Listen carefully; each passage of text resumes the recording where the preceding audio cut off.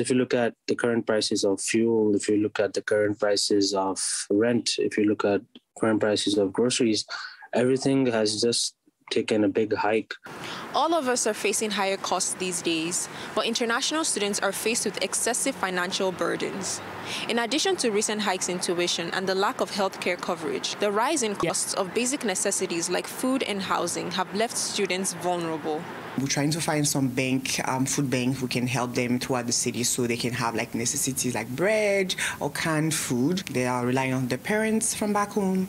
They're relying on the work that they can do here, plus they have a limited amount of time to work as an international student. Marie-Paul Ehusu with the Canadian Federation of Students Manitoba says that some students are experiencing homelessness and some are being forced to take on multiple jobs. 2, 3, 4 jobs. I know some students that work 4 jobs. I honestly don't know how it's possible. And I'm worried about their mental health, their physical health, because they don't have a life and they barely sleep, basically.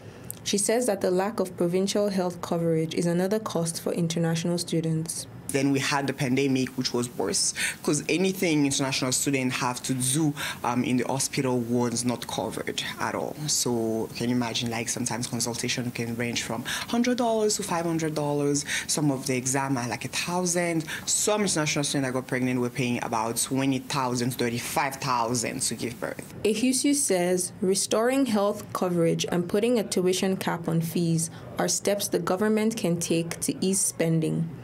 She says international tuition is often 2 to 3 times more than domestic student fees.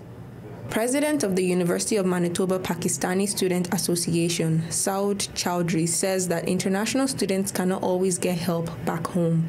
Students have to find ways in order to earn their income so that they can support themselves, so that they don't have to get money from home, because the situation back home in Pakistan and India is also not that great because of the current flooding, and there's a huge inflation in those countries as well. He says they should be allowed to work more than the current set limit of 20 hours per week in the fall and winter terms.